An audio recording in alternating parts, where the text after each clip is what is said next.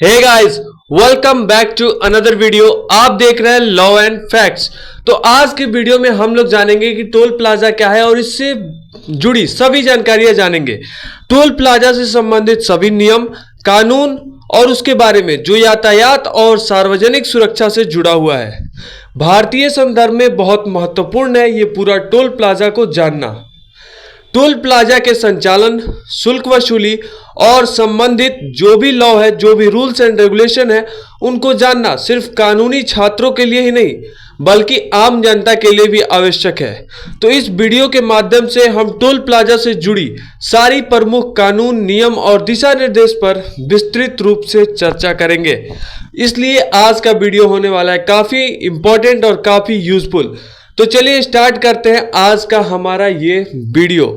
तो आज के वीडियो में सबसे पहले हम लोग जानेंगे कि टोल प्लाजा क्या है, यानी कि what is toll plaza. Toll plaza है क्या आखिर, तो चलिए जानते हैं। टोल प्लाजा एक स्थान है जहां वाहन चलाने के लिए एक निर्धारित शुल्क लिया जाता है। यह शुल्क विभिन्न प्रकार के मार्गों जैसे राष्ट्रीय राजमार्ग, एक्सप्रेसवे आदि के उपयोग के बदले में लिया जाता है। यानी कि आप राजमार्ग, राष्ट्रीय राजमार्ग या एक्सप्रेस वे का उपयोग कर रहे हैं अगर चलने के लिए, एक जगह से दूसरे जगह जाने के लिए, तो आपको टोल प्लाजा के जगह पे पैसा लिया जाता है। टोल वसूली का उद्देश्य सड़क के रखरखाव, मरम्मत और विकास के लिए धन जुटाना होता है। यानी कि यह सड़क की सुरक्षा के लिए, उसकी मरम्मत के लिए यह पैसा लिया जाता है। आगे हम लोग जानते हैं भारतीय कानून में टोल वसूली का कानूनी आधार क्या है, यानी कि legal basis for toll collection in India. तो भारत में टोल वसूली के संबंध में कई कानून और अधिनियम लागू होते हैं।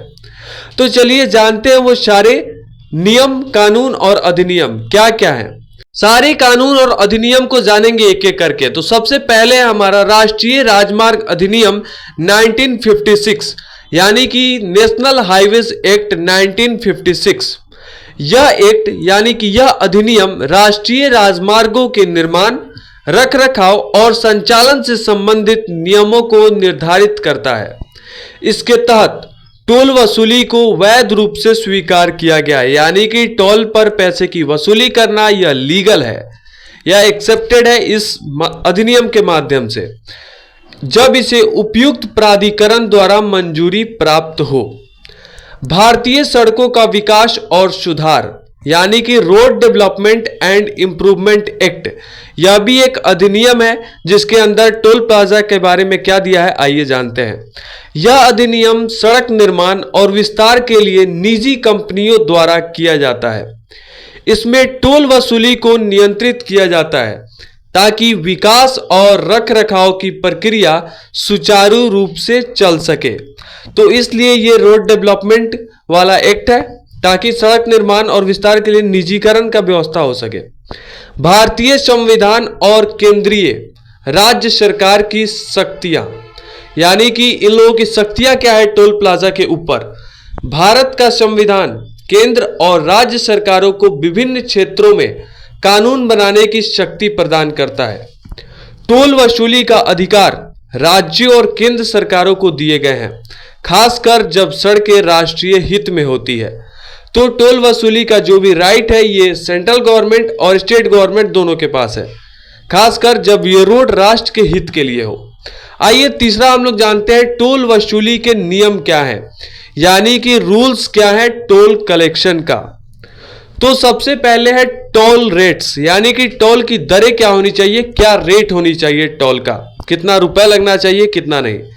तो टोल की दरें यानी कि टोल रेट विभिन्न प्रकार के वाहनों के लिए अलग अलग होती है। यह शुल्क आमतौर पर दूरी, सड़क की गुणवत्ता और उपयोग की गई मार्ग की श्रेणी के आधार पर तय किया जाता है। कुछ स्थानों पर शुल्क की दरें समय समय पर बढ़ाई जा सकती है, यानी कि जो भी रेट होता है टोल का ये गाड़ी के साथ साथ सड़क की गुणवत्ता और कितना दूरी आपने तय किया है उसके हिसाब से भी ये डिपेंड करता है। अब जानते हैं हम लोग नगद और इलेक्ट्रॉनिक भुगतान प्रणाली, यानी कि cash and electronic payment system, यानी कि किस तरीके से आप वहां पे पेमेंट कर सकते हैं। आजकल अधिकांश टोल प्लाजा में इलेक्ट्रॉनिक टोल कलेक्शन यानी कि ईटीसी सिस्टम का उपयोग किया जाता है, जिससे वाहनों की गति प्रभावित नहीं होती। इससे टोल का भुगतान आसान और तेज हो जाता है। इसके अलावा कई जगहों पर नकद भुगतान भी स्वीकार किया जाता है। यानी कि टोल प्लाजा पर अब ईटीसी सिस्टम लगाया गया है ताकि कोई भी वाहन को गति प्रभावित ना हो, यानी कि वो चलते चलते पेमेंट हो जाए फास्टैग का यूज करके। टोल प्लाजा का समय यानी कि operating hours of toll plaza, यानी कि टोल प्लाजा कितने देर तक चलता है, कितने देर तक काम करता है। तो टोल प्लाजा 24 घंटे काम करता है, यानी कि दिन और रात 24 घंटे काम करता है, लेकिन विशेष परिस्थितियों में इसे कुछ समय के लिए बंद किया जा सकता है। क्या है विशेष परिस्थितियां? तो जैसे कि रख रखाव या घटनाओं के कारण इसे बंद किया जा सकता है। अगला पॉइंट हम लोग जानेंगे टोल प्लाजा पर यात्री की जिम्मेदारी, यानी कि जो भी ट्रैवलर्स हैं उनकी क्या जिम्मेदारियां हैं, ड्यूटीज हैं टोल प्लाजाज पे। तो टोल का समय पर भुगतान, ये भी एक जिम्मेदारी है जो भी यात्री है उनका, कि टोल का समय पर यानी कि टाइम पर पेमेंट करना चाहिए। यात्रियों का कर्तव्य है कि वे टोल प्लाजा पर निर्धारित शुल्क का भुगतान समय पर करें। यदि कोई यात्री बिना टोल का भुगतान किए मार्ग का उपयोग करता है तो उसे दंड का सामना करना पड़ सकता है। यानी कि अगर आप टोल जमा नहीं करते हैं तो इसके लिए आपको दंडित किया जा सकता है, पनिश्ड किया जा सकता है, अगर आप टोल प्लाजा पे टोल पेमेंट नहीं करते हैं तो। टोल टैक्स न देने पर दंड, यानी कि क्या दंड होगा अगर आप टोल टैक्स नहीं देते हैं तो। Penalty for non payment of toll, यदि कोई वाहन चालक टोल टैक्स का भुगतान किए बिना टोल प्लाजा से गुजरता है तो उस पर जुर्माना लगाया जा सकता है। यह जुर्माना टोल शुल्क के अनुपात में होता है और कई मामलों में वाहन को रोकने के लिए प्राधिकृत अधिकारी द्वारा कार्रवाई की जाती है। यानी कि अगर आप टोल प्लाजा पर पेमेंट नहीं करते हैं तो इसके लिए आपको जुर्माना लगाया जा सकता है और ये आपके टोल पेमेंट्स के रेशियो में होता है। आइए हम लोग अगला जानते हैं कि फास्टैग का क्या उपयोग है टोल प्लाजा पर। फास्टैग जो गाड़ियों में स्टिकर लगा रहता है उसका क्या यूज है टोल प्लाजा पे। अब भारत सरकार ने फास्टैग को अनिवार्य कर दिया है, जिससे टोल प्लाजा पर बिना रुकने के वाहन तेजी से गुजर सकते हैं। यानी कि बिना रुके कोई भी वाहन तेजी से गुजर सकता है। और फास्टैग वाहन की विंडशील्ड पर लगा एक इलेक्ट्रॉनिक टैग होता है जो वाहन के टोल शुल्क को स्वचालित रूप से डेबिट कर देता है।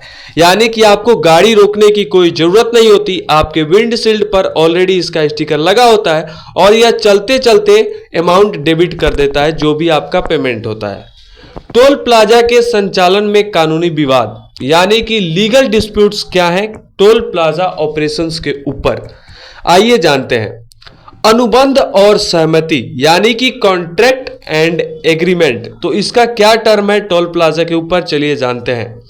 टोल प्लाजा के संचालन के लिए सड़क निर्माण कंपनियां और सरकार के बीच एक कानूनी अनुबंध होता है। यदि किसी कंपनी द्वारा अनुबंध का उल्लंघन किया जाता है, यानी कि वायोलेशन किया जाता है, तो संबंधित कंपनी को कानूनी कार्रवाई का सामना करना पड़ सकता है। यानी कि जो भी सड़क निर्माण कंपनी है जिसके हिसाब से सड़क बनाया जाता है उनका और सरकार के बीच में अनुबंध होना चाहिए। अगर इसका उल्लंघन होता है तो उसके खिलाफ कार्रवाई होगी। अब हम लोग जानते हैं टोल शुल्क में वृद्धि, यानी कि जो टोल का शुल्क होता है उसमें इंक्रीज कब होता है। कभी कभी टोल शुल्क में वृद्धि की जाती है जो आम जनता के लिए विवाद का कारण बन सकती है। इस मामले में कोर्ट का रुख किया जा सकता है, यानी कि कोर्ट का भी दरवाजा खटखटाया जा सकता है इसके लिए, और सरकार को यह साबित करना होता है कि वृद्धि कानूनी है और उचित है, यानी कि किसी उचित तरीके से और किसी खास वजह से ही इसकी वृद्धि की गई है। यह सरकार को इसका जवाब देना पड़ सकता है। आइए अब जानते हैं इस पर सरकारी कार्रवाई क्या है, यानी कि गवर्नमेंट का क्या एक्शन होता है इसके ऊपर। कभी कभी सरकार को टोल वसूली प्रणाली में सुधार करने के लिए न्यायिक या प्रशासनिक कदम उठाने पड़ते हैं, खासकर जब कोई कंपनी उपयुक्त तरीके से टोल का उपयोग नहीं करती या अव्यवस्था उत्पन्न करती है। अब है अगला पॉइंट हमारा टोल प्लाजा के संचालन से संबंधित अन्य कानूनी पहलू, यानी कि other legal aspects of toll plaza operations. तो आइए जानते हैं। इसका सबसे पहला पॉइंट है हमारा सार्वजनिक सुरक्षा, यानी कि पब्लिक सेफ्टी। तो इसका भी ध्यान रखना होता है। आइए जानते हैं इसको विस्तार से। टोल प्लाजा पर वाहन चालकों और यात्रियों की सुरक्षा सुनिश्चित करना सरकार की जिम्मेदारी है। दुर्घटनाओं को रोकने के लिए उचित उपाय किए जाते हैं, जैसे कि चेतावनी संकेत, गति सीमा यानी कि स्पीड लिमिट और सुरक्षा उपकरणों की उपलब्धता। तो ये सब सरकार को करना होता है, ये जिम्मेदारी सरकार की होती है ताकि यात्रियों की कोई परेशानी ना हो सके। अगला है हमारा पर्यावरणीय नियम यानी कि इन्वायरमेंटल रेगुलेशंस। इसका क्या मतलब है टोल प्लाजा से रिलेटेड? तो सरकार को टोल प्लाजा के संचालन में पर्यावरणीय नियमों का पालन करना होता है, यानी कि इससे पर्यावरण को भी कोई खतरा ना हो, जैसे कि प्रदूषण नियंत्रण, ध्वनि प्रदूषण और सड़क के आसपास के पर्यावरणीय संरक्षण के उपाय लागू किए जाते हैं ताकि किसी भी तरीके का पर्यावरण को कोई खतरा ना हो टोल प्लाजा के कारण और यात्रियों को कोई दुविधा ना हो। अगला है हमारा न्यायिक दृष्टिकोण यानी कि जुडिशियल पर्सपेक्टिव क्या है टोल प्लाजा का, आइए जानते हैं। कई बार न्यायालयों में टोल वसूली के मामलों पर निर्णय लिया जाता है और यह देखा जाता है कि क्या शुल्क में वृद्धि कानूनी है या नहीं, यानी कि टोल शुल्क जो भी है उसको बढ़ाना, इंक्रीज करना, ये लीगल है या नहीं, सही है या गलत। न्यायालय के आदेश से टोल वसूली प्रणाली में सुधार किया जा सकता है, यानी कि जो भी टोल वसूली प्रणाली है उसमें सुधार न्यायालय के आदेश पर होता है। तो चलिए अब हम लोग जानते हैं इस पूरे वीडियो का कंक्लूजन क्या निकल के आता है, क्या निष्कर्ष है इस पूरे मैटर का और टोल प्लाजा के बारे में। टोल प्लाजा के संचालन से जुड़ी कानूनी और प्रशासनिक प्रक्रियाएं जटिल हो सकती हैं और इन्हें ठीक से समझना आवश्यक है।